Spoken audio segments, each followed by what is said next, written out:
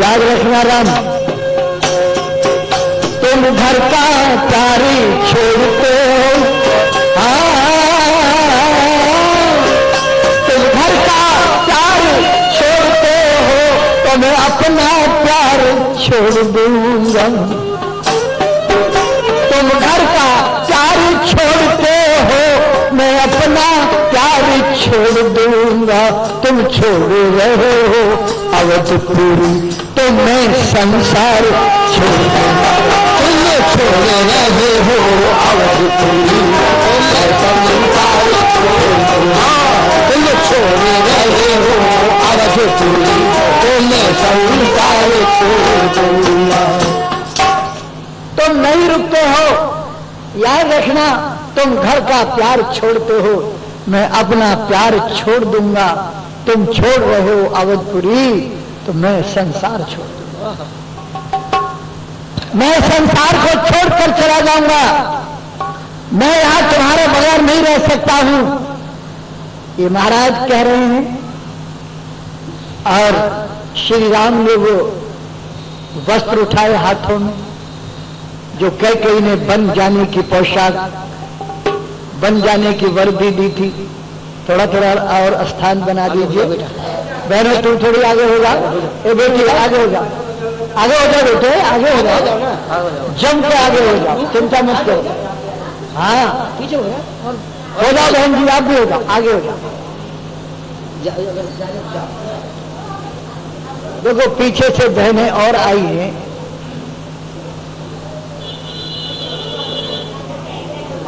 की बात कही जाए आगे तो सचमुच ही सड़क जाना चाहिए।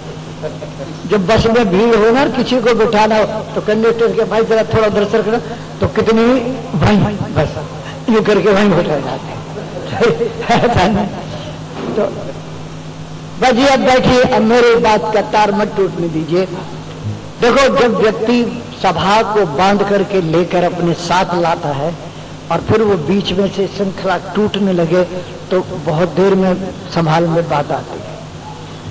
तो मैं निवेदन कर रहा था, ये जिस समय पर ये बातें हो रही है और वस्त्र, वलकर वस्त्र वो श्री राम के हाथ में आते हैं और राम ने अपने राजसी वस्त्रों को उतारकर उन्हें पहनना शुरू कर दिया।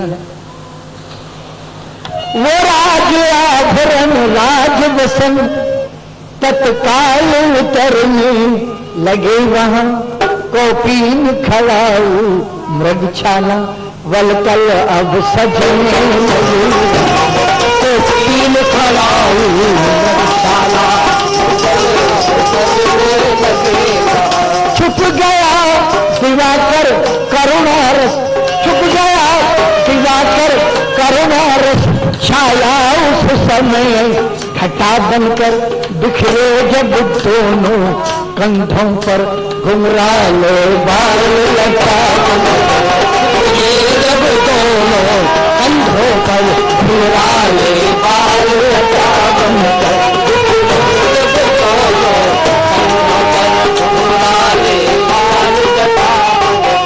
सीता ने वस्त्र तपस्वन से,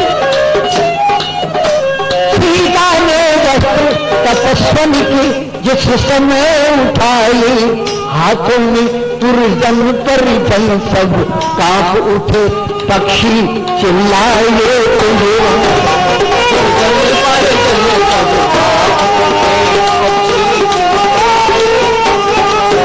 संध्या का लाल रंग बहे, संध्या का लाल रंग बहता उस सरोजनी सुकुमारी पर, कोशिश की पर पहने न गए वो वलकल राज दुलारी। कोशिश तो की पहने न गए वो वलकल राज दुलारी। क्या बढ़िया बात कहते, संध्या का लाल रंग बहता उस सरोजनी सुकुमारी पर, कोशिश की पर पहने न गए वो वलकल राज दुलारी। तो यूं पहनो संकेत से जब लगे बताने राम, तभी शोक के सिंधु में डूब गया सब धाम। सीता के हाथों में मलकर वस्त्रों को देख करके चारों तरफ से चिल्लाहट शुरू हो जाती है, नहीं सीते, हे महारानी तुम ये वस्त्र नहीं पहनोगे। जब ये देखा तो गुरु वशिष्ठ को क्रोध आ गया और गुरु वशिष्ठ ने कैकेयी का नाम लेकर के रानी को पुकार करके कहा, रानी कैकेयी इधर ध्यान दो। क्या कहा? रानी रानी हो सावधान, क्यों छेड़ रही तू साया, वनवास राम को मांगा है या सीता को भी मांगा, सीता को भी मांगा है या वनवास राम को मांगा है या सीता को भी मांगा है। सीता पर क्या अधिकार तुझे जो भगवान वस्त्र पहनाती है, जो भगवान वस्त्र पहनाती है। हम जितने दबते जाते हैं तो उतना चढ़ती जाती है, हम जितना दबते जाते हैं उतना चढ़ती जाती है। गुरु वशिष्ठ ने क्रोध का रूप धारण करके और कहा, हम सीता पर क्या अधिकार तुझे जो भगवा वस्त्र पहनाती है, हम जितना दबते जाते हैं तो उतना चढ़ती जाती है। खबरदार जो सीता के लिए इन वस्त्रों के लिए कहा। रानी कैकेयी गुरु की दास सुन करके गर्दन झुकाकर खड़ी हो जाती है। फिर वशिष्ठ गुरु सीता की तरफ बड़ी दयनीय दशा से देखकर और ये बोले हे सिया तुम्हारा, हे सिया तुम्हारा पहले तो बन का जाना ही अनुचित है, जाति भी हो हत पूर्वक तो तपस्विन का जाना अनुचित है, जाति भी हो हत पूर्वक तो तपस्विन का जाना अनुचित है। अधिकार तुम्हें है हे बेटी, अधिकार तुम्हें है हे बेटी, कुंडलों कंकणों से जाओ, तुम इन्हीं राजसी वस्त्रों से, तुम इन्हीं भूषणों से जाओ, तुम इन्हीं राजसी वस्त्रों से और इन्हीं भूषणों से जाओ। हे बेटी, पहले तो तुम्हारा बन का जाना गलत है। अयोध्या में कोई नहीं चाहता छोटे से लेकर बड़ा तक कि तुम बन जाओ, और तुम जाती भी हो अपने धर्म के अनुसार हट करके, तो बोले ये तपस्विन का बना अनुचित है। अधिकार तुम्हें है हे बेटी, कुंडलों कंकणों से जाओ, तुम इन्हीं राजसी वस्त्रों से, तुम इन्हीं भूषणों से जाओ। गुरु के सामने सीता बोल नहीं सकती थी। क्या अनुशासन था राजकुमारों का, राजरानियों का, कि गुरु की शक्ति सर्वोपरि है, गुरु का सम्मान सर्वोपरि है। तो लक्ष्मण से कहा, लक्ष्मण गुरु जी से यूं कह दो। लक्ष्मण ने गर्दन झुका कर कहा, गुरुवर हमारी भाभी मां कुछ कहती हैं। हाँ, क्या कहती है?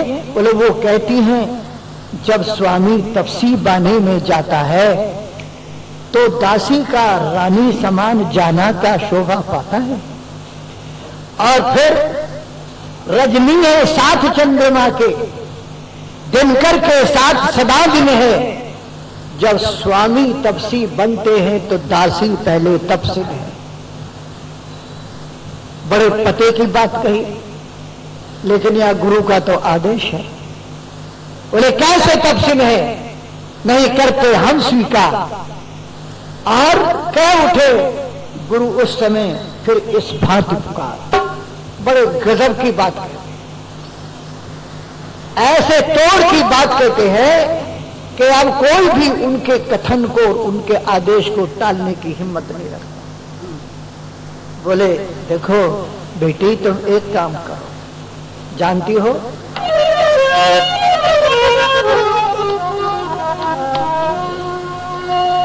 वन में जाकर चाहे जैसा तुम अपना वेश बनाओ, तुम अपना वेश बनाओ, जो गुण बनना तब से बनना था अंग विभूति रमाओ, दिल बनना दिल बनना या अंग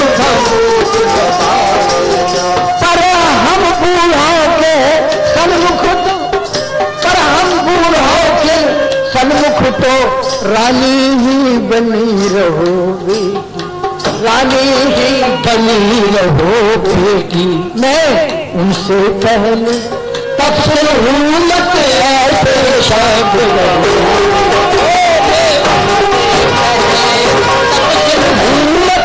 ऐसे शब्द कहो। गुरु सोचते हैं या तो आदेश को मानेंगे या दूसरी बात गजब की कहते। देखो ध्यान देना शब्दों पर। जब व्यक्ति की मृत्यु होती है तो कई तो आंखें खुली रह जाती हैं और कई आंखें बंद हो जाती हैं। दोनों अवस्थाएं मरने, खुली की खुली भी रह जाती हैं और बंद भी हो जाती है। और उन्होंने वो आखिरी बात भी कह दी गुरुदेव ने, कहा जोगिया वस्त्र में तुम्हें यहाँ, जोगिया वस्त्र में तुम्हें यहाँ, ये नेत्र देख यदि पाएंगे, ये नेत्र देख यदि पाएंगे, फिर नहीं खुलेंगे, खुले अगर तो खुले हुए रह जाएंगे, खुले अगर तो खुले हुए रह जाएंगे। इसलिए राज रानी तुमसे, इसलिए राज रानी तुमसे, इसलिए राज रानी तुमसे हम ये वरदान मांगते हैं, रानी ही बनी हुई जाओ बस इतना दान, रानी ही बनी हुई जाओ बस इतना दान मांगते हैं, रानी ही बनी हुई जाओ बस इतना दान मांगते हैं। इसलिए राज रानी तुमसे हम ये वरदान मांगते हैं, रानी ही बनी हुई जाओ बस इतना दान मांगते। अब गुरु वशिष्ठ के वचन को टाले ऐसा कौन, यही सोचकर सीता जी हुई एकदम मौन। सबने कहा हाँ हाँ रानी ही बनी हुई जाओ। जब ये चलने लगे तो सारा नगर चिल्ला उठा। महाराज दशरथ ने कहा सुमंत रथ तैयार करो। रथ तैयार हो जाता, रथ तैयार होकर के आ गया और महाराज दशरथ बोले सुमंत मेरा जो निजी कोष है वो सारा निजी कोष राम को दे। वन में 14 साल तक खूब पूरी तरीके से खर्च करके और रहेंगे। जब ये कहा तो के चीख पड़ी, नहीं महाराज इस श्रीहीन राज को मेरा बेटा स्वीकार नहीं करेगा। अच्छा मेरा पुत्र ये स्वीकार नहीं करेगा। श्री राम ने कहा मां आप काहे को कह रही हैं? मैंने प्रतिज्ञा की है कि मैं वन में जाकर केवल कंद मूल फल खाऊंगा। अगर वो नहीं मिलेंगे तो केवल जल पीकर ही समय बिताऊंगा जितना वो होगा। फिर मुझे इन पैसों का, दौलत का, खजाने का मुझे क्या करना है? मैं तो सन्यासी योगी के रूप में अयोध्या छोड़कर जा रहा हूं। मैं कोई भी राशि, कोई धन स्वीकार नहीं करूंगा। और जब चलने लगे रथ तैयार होकर के आया और सुमंत ने कहा महाराज रथ में सवार हो जाइए। और पहले राम चढ़ते हैं रथ में और फिर सीता जी चढ़ती हैं। उसके बाद लक्ष्मण पीछे से चढ़ते हैं और लोगों की हालत खराब हो जाती। कोई घोड़ों की बाग पकड़ रहा है, कोई रथ के पहियों से लिपट रहा है और कह रहे हैं राम तुम मत जाओ, और जाओगे तो हम भी तुम्हारे साथ चलेंगे, हम यहां नहीं रहेंगे। बच्चे कहते थे चीख चीख जा रहे हमारे राम कहां, बूढ़े माथों को ठोक ठोक कहते हैं अब आराम कहां। तोते बोले ले चलो हमें उस जगह जहां जाते हो तुम, मैनाएं बोली हमें छोड़ हे राम कहां जाते हो। आप, मैं मानता हूं कि साहित्य में, काव्य में अतिशयोक्ति अलंकार भी होता है, लेकिन अतिशयोक्ति अलंकार कवि का गुण होता है। वो ऐसा लगता है जैसे बिल्कुल सचमुच, और अनेक बार हमने ऐसा देखा भी। क्या हो रहे थे? गाय भैंसे डकरा उठी, हथनी हाथी चिन्हारे उठी, कोयल कौवे चकुआ चकुरी सब सीताराम पुकारे।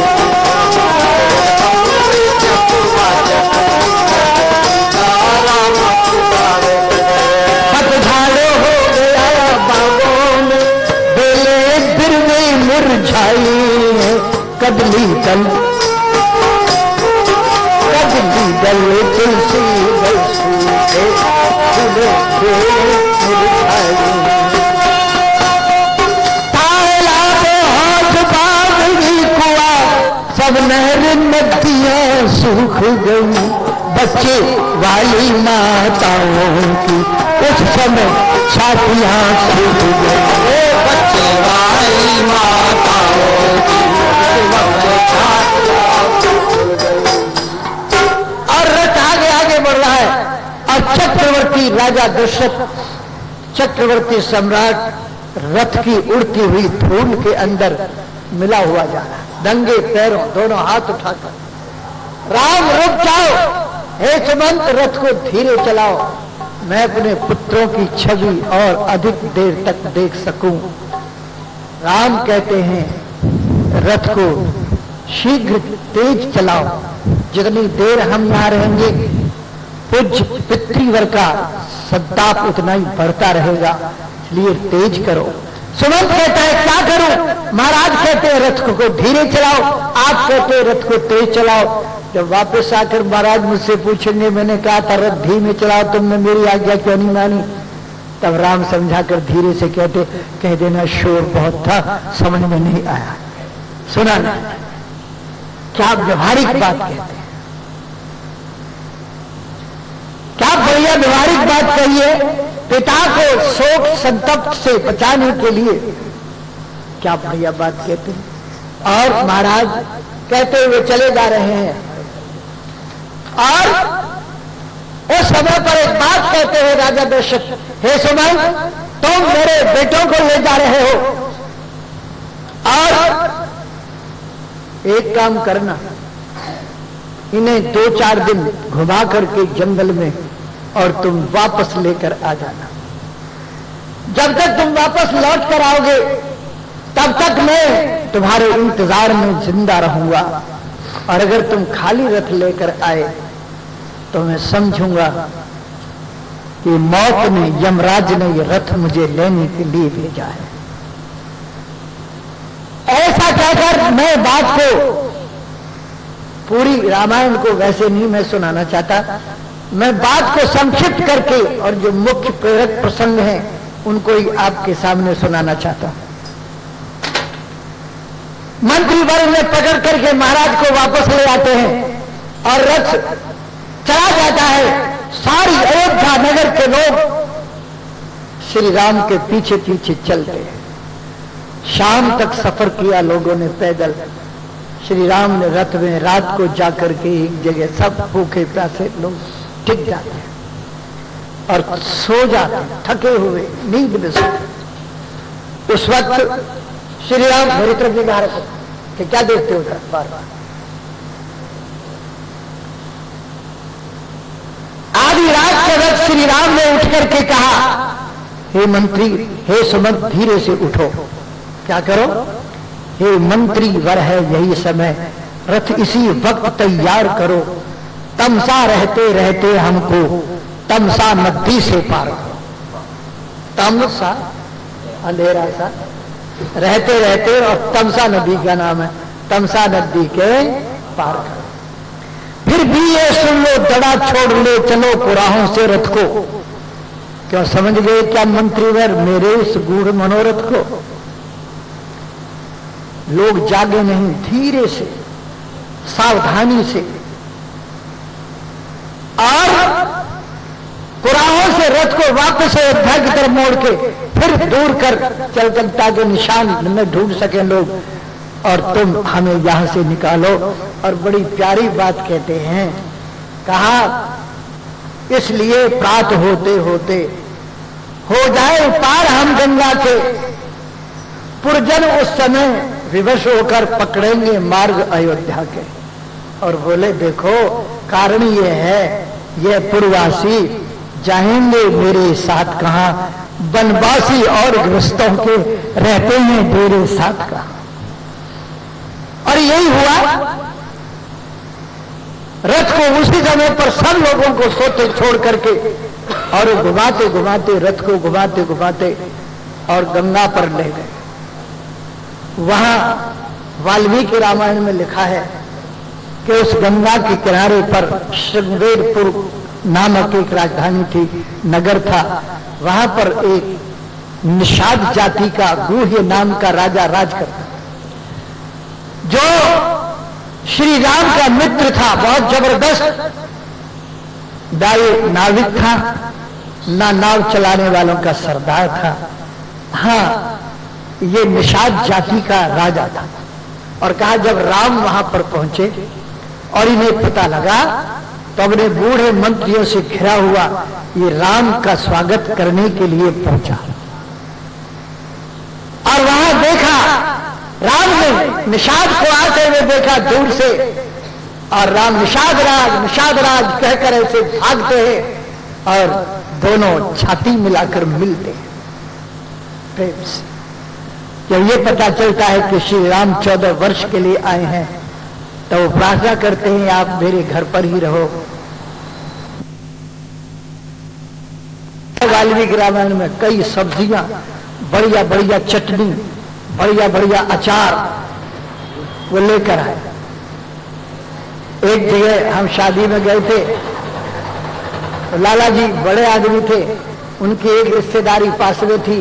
बोले बेगराज जी चलो, हमारे पहले बढ़ार रहती थी ना, तो बोले चलो हमारे रिश्तेदारी में जरा होले हम, वहां भी आप चलो तो अच्छा है। मैंने कहा ठीक। तो उस लाला जी ने बहुत बढ़िया भोजन बनवा दिया। हम जब तक पहुंचे वहां, जब खाने बैठे तो कई सब्जियां थी, कई अचार, गिनने में नहीं आवे, टुकड़ा थाली में पागल हुआ फिरे कि इसे कहां से शुरू करें। अब मैं पहले औरों की तरफ देखूं नीची निगाह करके, जिधर से ये शुरू करेंगे उधर से ही मैं करूंगा। लेकिन लाला को थोड़ा सा गर्व हो गया, मैंने बहुत बढ़िया भोजन बनवाया है। और ये बेचारे देहात के रहने वाले आर्य समाज के उपदेशक, अब ये पता नहीं कि आर्य समाज के उपदेशक खाने के मामले में बहुत आगे हो जाते। मंत्री जी ने पूछा एक जगह कि पंडित जी भोजन में इस समय क्या मिष्ठान बनाए, हलवा बनाए कि खीर? पंडित जी बोले अब हलवा बना लो, शाम को खीर बना लेना। अब वो लाला जी बार बार मुझसे पूछे, महाशय जी भोजन तो ठीक है ना, कोई कमी तो नहीं है? मैंने कहा ये तुझसे क्यों पूछता है, और भी तो लाला जी हैं, और भी कई रिश्तेदार हैं, कई बड़े आदमी साथ हैं, इनसे पूछना चाहिए, बार बार मुझसे पूछे। महाशय जी भाई राजी भोजन में कोई कमी तो नहीं है? मैंने कहा ये भी क्या याद रखेगा। मैंने कहा कमी तो है। बोले क्या? मैंने कहा चटनी नहीं बनवाई आपने। वो ये सुनते के साथ छल्ला उठे, पागलो मैंने तुमसे पहले ही कहा था चटनी क्यों नहीं बनवाई? मैंने कहा बनवाया, अब मत बनवाओ, हमें चटनी की जरूरत नहीं है, पर तो आपके लिए करेंगे। तो इतनी सुंदर सुंदर चटनी और अचार, भोजन, सब्जियां श्री राम के लिए श्रृंगारपुर के निषाद राज ने बनवा कर मंगवाई। उस समय राम कहते हैं, देखो निषाद मेरे मित्र, मैं भोजन नहीं करूंगा, मैंने इन भोजनों का 14 वर्ष के लिए त्याग कर दिया है। बस भोजन के थाल पर यूं हाथ रखा और बोला, मुझे हृदय से तुम्हारा भोजन स्वीकार है, आज मैं केवल जल पी कर ही रहूंगा। अब जब राम जल पी कर रहेंगे तो और कैसे भोजन करते? तो वहां लिखा है, केवल घोड़ों का घास दाना जो आया था वही राजा से लिया, बाकी कोई चीज नहीं। और कहा, रात भर लक्ष्मण और निषाद राज और सुमन तीनों बैठकर राम के गुणों की चर्चा करते रहे और सोए नहीं। और सवेरा होते ही के साथ उससे कहा, जाओ सुमन, तब तुम घर जाओ, रथ को वापस ले जाओ। और लक्ष्मण ने बड़े ताना देकर कहा, जा रहे हो सुमंत? क्या कह देना कैकेयी मां से, ताना दिया ना, कह देना कैकेयी मां से।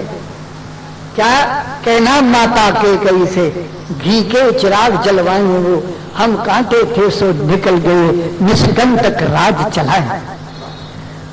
ये भी कहना क्षमा करें, ये भी कह देना क्षमा करें, हम बेटे वो महतारी है, हम बेटे वो महतारी है, जो कृपा उन्होंने हम सब की, हम उसके भी आभारी, जो कृपा उन्होंने हम पर की, हम उसके भी आभारी है। और कुछ कहने को आगे हुआ, श्री राम समझ गए पता नहीं क्या क्या क्या बैठेगा। राम ने ऐसे इशारा किया, लक्ष्मण शांत, और आगे मत बोलो। लक्ष्मण चुप हो गए, भैया अब आप बोल। हम तो चुप हो जाते हैं, लेकिन हमें दर्द बहुत है। बोले ना। तो बड़े प्यार से श्री राम कहते हैं, सुबंत, मन की पटिया पर छोटे के वचनों को मत लिख लेना तुम, वचनों को मत लिख लेना तुम, सौगंध तुम्हें वहां पहुंच केवल इतना कह देना, सौगंध तुम्हें वहां पहुंच केवल इतना कह देना तुम। माता दे आशीर्वाद हम कुशल सहित घर आएंगे, जब 14 वर्ष पूर्ण होंगे तो दर्शन उनके पाएंगे, जब 14 वर्ष पूर्ण होंगे तो दर्शन उनके पाएंगे। उन 14 वर्षों में भी हम, 14 वर्षों में भी हम क्षण मात्र में भूलेंगे उनको, अपनी श्रद्धा के मंदिर में मुक्ति से, अपनी श्रद्धा के मंदिर में श्रद्धा से हम पूजेंगे उनको। नाना प्रकार से समझा कर कौशल लौटाया मंत्री को, कौशल लौटाया मंत्री को, अपने विचार के मंदिर में कहकर समझाया मंत्री को। कह दे रहा, घबराए नहीं, 14 वर्ष तक हम क्षण मात्र भी उनको भूल नहीं सकेंगे, और 14 वर्ष के बाद हम आएंगे। ये रोते रोते चल पड़ते। कैसे जाऊंगा मैं अयोध्या में, कौन सी जुबान की शक्ति लेकर आऊंगा जो मैं महाराज को ये समझा पाऊंगा कि श्री राम नहीं लौटे। ये रथ लेकर खाली जा रहे हैं, और ये यहां से गंगा पार होके यहां बड़ा रुचिकर प्रसंग सुनाते हैं रामायण करता कि भगवान को भी भक्तों से काम परे, जाना था सागर पार और प्रभु के वट की नाव चढ़े। ऐसा कुछ वाल्मीकि में नहीं है, लेकिन सुनने में अच्छा लगता है, रुचिकर बन जाती है बात। ये यहां से गंगा पार होकर भारद्वाज के आश्रम में रात्रि को ठहरते हैं, और फिर कोई कुछ दिन निवास करने के लिए अच्छा सा स्थान पूछते हैं। भारद्वाज ने बड़े प्यार से बुद्धि पूर्वक समझाकर चित्रकूट का रास्ता बताते हैं। इतनी दूरी है यहां से चित्रकूट की, बहुत रमणीय स्थान है, बड़े बड़े विद्वान तपस्वी ऋषियों के आश्रम है, वहां आपको अच्छा लगेगा। अब ये जंगल में जा रहे हैं, छोटे छोटे गांव पड़ते हैं, और देखा कितने सुंदर नौजवान हैं, क्या बढ़िया इनका शरीर है, आज की भाषा में कहूं तो क्या बढ़िया बॉडी है, और सन्यासी का वेश है, हथियार भी पूरे हैं। ये कैसा अजीब संयोग है, राजकुमार और जैसे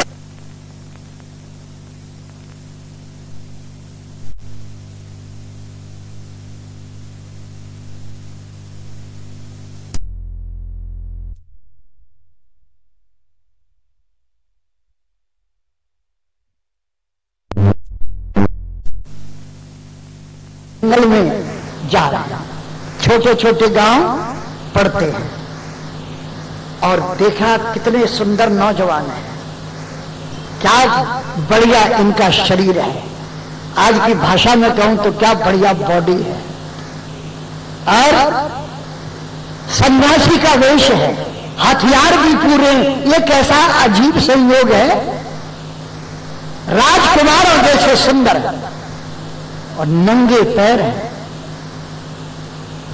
वर्षा धूप गर्मी सर्दी का कोई इन्हें खटका नहीं है, बड़े हृष्ट पुष्ट हैं, इतने बलवान दिखाई देते हैं कि सारी धरती को हिला देने में सक्षम है। सन्यासी का वेश है, ये है कौन? तो किसी की हिम्मत नहीं पड़ती। कुछ औरतें इकट्ठी थी छोटे छोटे गांवों की, बिचारी बिना पढ़ी लिखी, वो धीरे से आगे बढ़ी और सीता के कपड़े में झटका दिया और बोली, बहन जी क्या रुकोगी थोड़ी सी? सीता बोला, अपनी प्रजा की बहनों की बात को सुनकर के क्यों न रुके? तो पता पूछने लगी, तुम कौन हो? देखो, मैं एक जगह रामायण शुरू से सुना रहा था, अयोध्या का वर्णन जब हो रहा तब वहां राधे श्याम जी ने बहुत प्यारा लिखा है कि सब था, राजा के पुत्र में था, दत्तक भी कोई लिया न था, विधना में बेटा दिया न था, घर तो था घर का दिया न था। विधना में बेटा दिया न था, घर तो था घर का दिया न था। बेटा जो है वो घर का दीप होता है। एक लड़की ने उठ करके कहा, बाबा हम कुछ भी न रहे, भैया तो दीप हो गया, हमें थोड़ी चिनगारी ही बता देते। मैंने कहा, नहीं बेटी, चिनगारी नहीं है, तो दीप है। भैया तो बेटा तो कमरे में अंदर घर का दीप है, और बेटी दहली दीप है। दहली जो बीच के, जो दरवाजे का बीच का हिस्सा है ना, उसे दहली कहते हैं। ये दहली दीपक है। बेटा तो घर का दीप है, घर में रोशनी करेगा, और ये दहली दीप जो है ये घर में भी रोशनी देगा और आंगन में भी प्रकाश फैलाएगा। बेटी पिता के कुल को भी रोशन करेगी और पति के कुल को भी प्रकाशित करेगी। इसलिए मैंने कहा, बेटी लड़की तो दहली दीप होती है, और लड़की क्या होती है? कल मैंने वहां कृष्णनगर में भी सुना था, लड़की क्या होती? देखो, पता पूछने में क्या बढ़िया ढंग से पता पूछते हैं। हिम्मत है किसी की पता ना बताऊं, किस ढंग से पता पूछती है। लड़की क्या होती है, स्त्री क्या होती है, केवल पता पूछने में बयान कर रही है। बोली, क्यों जी तुम कौन, कहाँ की हो, और कहाँ पहुंचने वाली हो, और कहाँ पहुंचने वाली हो। लक्ष्मी हो तुम, किसके घर की, किस आंगन की उजियारी हो। लक्ष्मी हो तुम, किसके घर की, किस आंगन की उजियारी हो। लड़की जो है वो घर की लक्ष्मी होती है। स्त्री आंगन की उजियाली होती है, बोले कहते लक्ष्मी हो तुम किसके घर की, किस आंगन की उजियाली हो। और जो लड़कों के बारे में पूछा, पुरुषों के बारे में पूछा, सुनो कमाल कर दिया। बोली सांवरे और गोरे जो है, सांवरे और सांवरी और गोरे जो है, ये कौन तुम्हारे हैं दोनों, ये कौन तुम्हारे हैं दोनों, किस कुल के दीपक हैं दोनों, किस माँ के प्यारे हैं दोनों,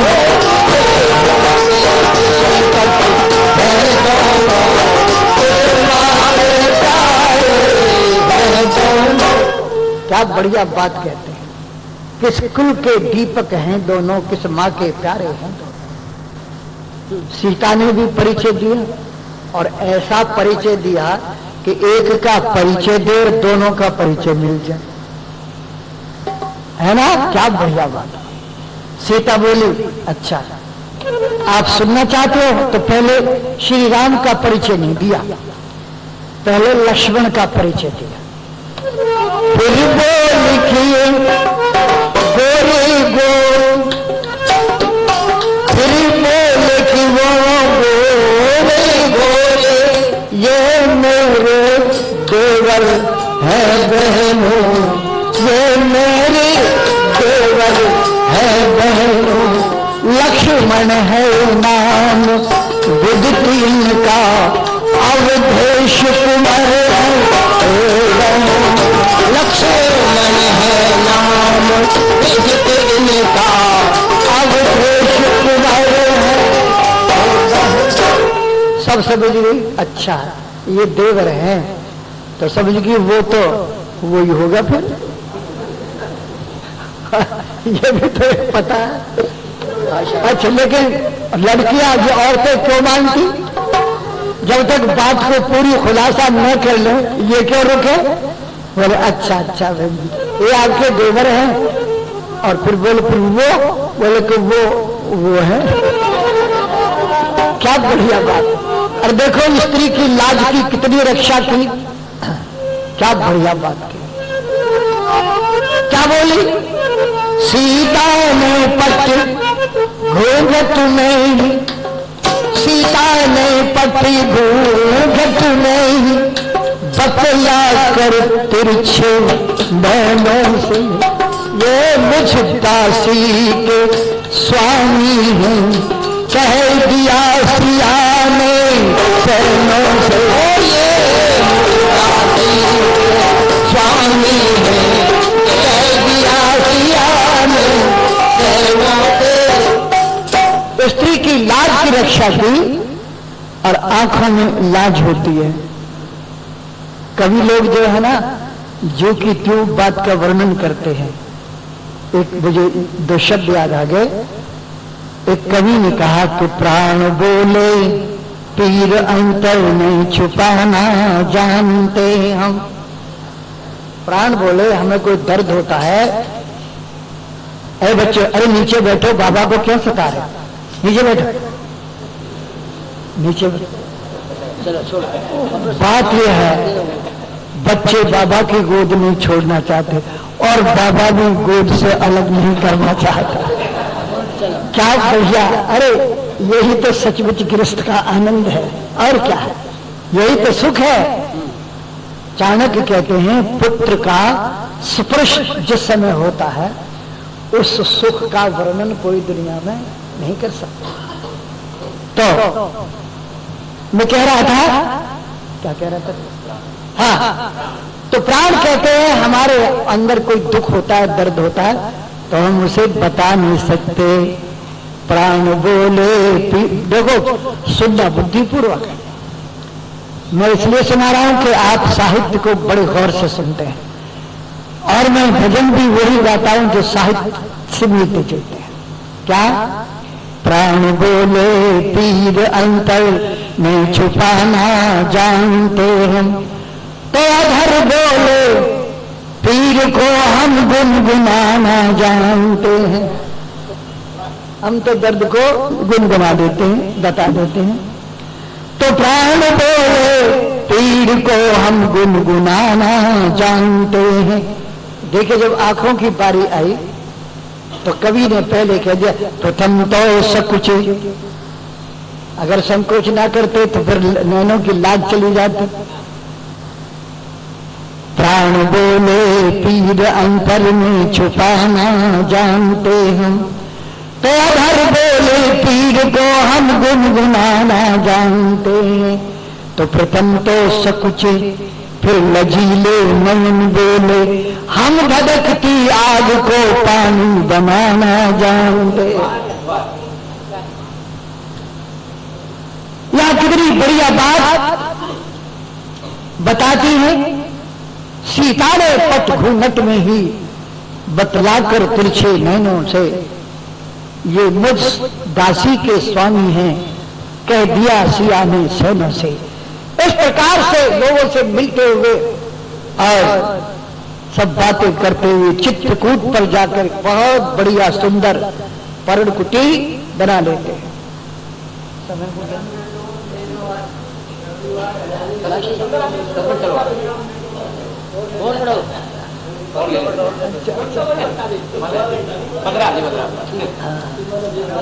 बात ये है जी, वैसे मैं तो बढ़ा दूंगा, कोई बात नहीं है।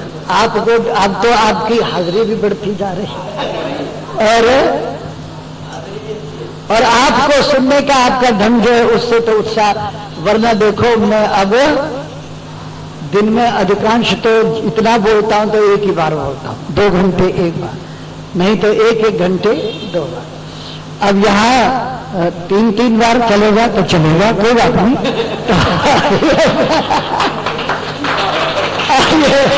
मैं आपको सुना रहा था, यहाँ एक चित्रकूट पर पर्णकुटी बनाकर और यहाँ इन्होंने निवास किया। अब उधर तो देखो अयोध्या में जहां राजा दशरथ अचेत अवस्था में कभी चेतना आ जाती है, कभी बेहोश हो जाते हैं, कभी जाग जाते हैं। जब चेतना आती है तो हा राम, हा लक्ष्मण, हा मेरी बेटी सीता, ये कहकर पुकारते हैं। और इस समय पर जब सुमंत का रथ अयोध्या में प्रवेश करता है तो मंत्री ने कहा जाओ सुमंत, तुम्हारे अयोध्या में प्रवेश करते ही महाराज का आदेश है कि तुम तुरंत रणवास में जाकर महाराज से मिलो। और ये महल में पहुंचे रथ छोड़कर सुमंत, और जाकर जैसे राजा दशरथ के सामने प्रणाम किया तभी उनकी हूक निकल जाती है, जोर से रोते हैं। महाराज को प्रणाम किया, राजा ने कहा सुमंत तुम आ गए। उसने हिड़की बंद रोते रोते कहा हाँ महाराज मैं आ गया। तो मेरे राम को लाए कि नहीं सुमंत? बोले महाराज राम नहीं लौटे, राम नहीं आए। ये शब्द जैसे ही कान में पड़ा राजा फिर मूर्छित हो जाते हैं और पीछे गिर जाते हैं। ओ फिर तो ये रथ मुझे मृत्यु ने लेने के लिए भेजा।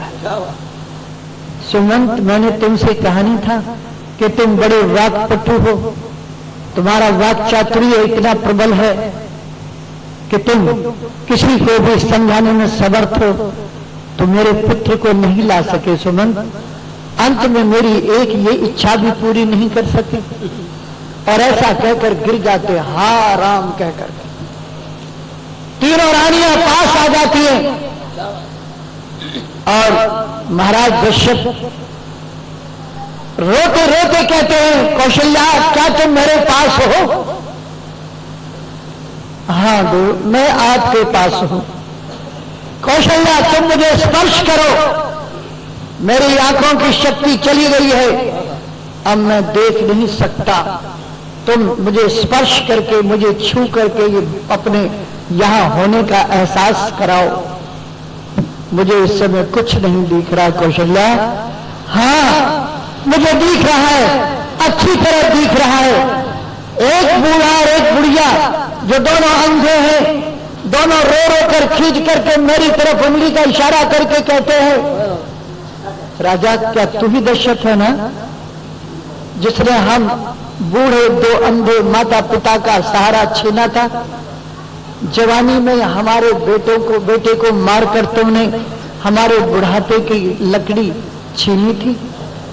तुम ही हो ना वो दशरथ, और दशरथ हमारा बेटा तुमने छीन लिया और हम अपने पुत्र के बिना तड़प तड़प कर मरे हैं, लेकिन हम तुम्हारी तरह इतने जालिम तो नहीं है, इतने हत्यारे तो नहीं है कि तुम्हारे बेटों को मार दें। लेकिन राजा दशरथ, जिस तरह हम अपने एक बेटे के लिए रोक रोक कर तड़प तड़प कर मरे थे, तुम्हारे चारों बेटों में से कोई तुम्हारे पास इस वक्त नहीं है, इसलिए तुम अपने पुत्रों के लिए तड़प तड़प कर मरो। आहा, क्या कहते हैं, हाय हाय अवध को राम कर, हाय हाय अवध को राम कर, सुनसान तो गया,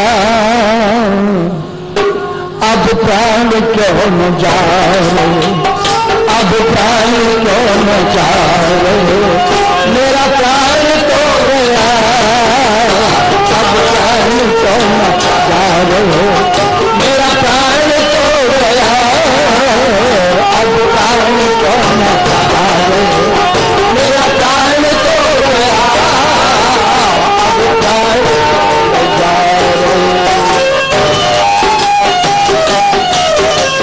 मन में थी ये आरज़ू, आएगा घर कोई, आएगा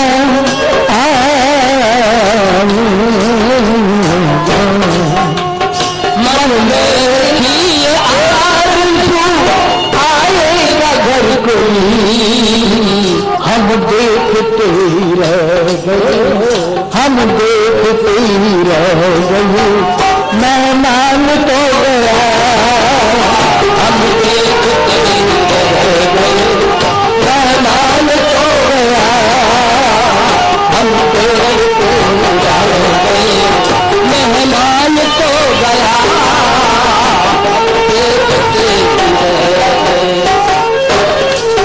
धीरे धीरे आवाज निकलने लगी और बोले कि कोई है क्या, अश्वपति की प्यारी बेटी भरत को पैदा करने वाली मां मौजूद है क्या? केकई ने रोते सुबकते हुए कहा, हाँ महाराज मैं मौजूद हूं। बोले बोल केकई तुझे और क्या चाहिए? अब मेरे पास तुझे देने के लिए कुछ नहीं रहा है, कुछ नहीं रहा केकई, एक चीज बची है वो दे रहा हूं। कहा था ना मैंने कि 2 की जगह 4 मांग ले, 3 मैंने तुझे पहले दे दिए, एक बचा हुआ वो भी ले ले। अरमान रहन जाए ऐसे कई कोई, अरमान रहन जाए,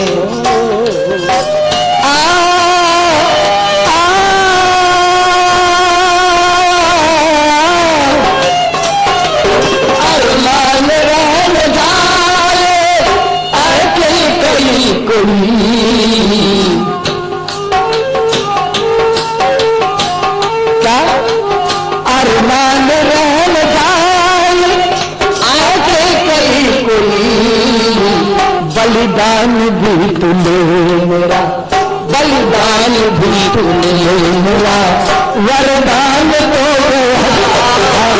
बलिदान भी तू ले मेरा, वरदान तो गया, बलिदान भी तो मेरा, वरदान तो गया, अब प्राण क्यों लगाए, होशो हवास ताव तमा सब जा चुके हैं, अब मेरे पास क्या होशो हवास ताव तमा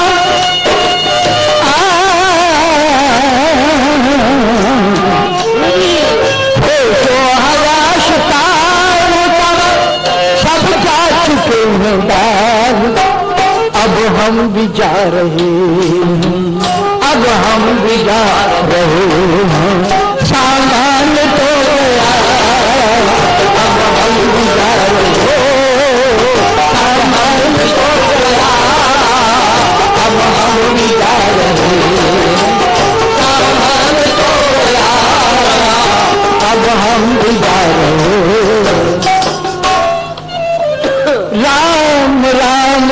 राम के छोड़ो अपने प्राण, हुआ दीप भी रात का बस उसी समय अवसार। हाय राम, हे राम कहते कहते महाराज दशरथ प्राण छोड़ देते हैं। और उस समय पर तीनों रानियां धाड़ मारकर राजा की लाश पर गिरती और कैकेयी भी बहुत रोती।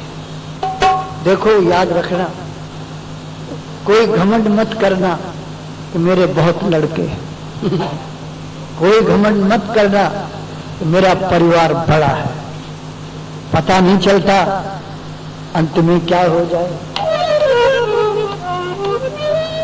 महलों में लाश पति की है, वन में लक्ष्मण है, रघुबर है, अंत्येष्टि क्रिया कौन करे, दो बेटे मामा के गए, अंत्येष्टि क्रिया कौन करे, दो बेटे मामा के गए, अंत्येष्टि क्रिया कौन करे, दो बेटे मामा के गए।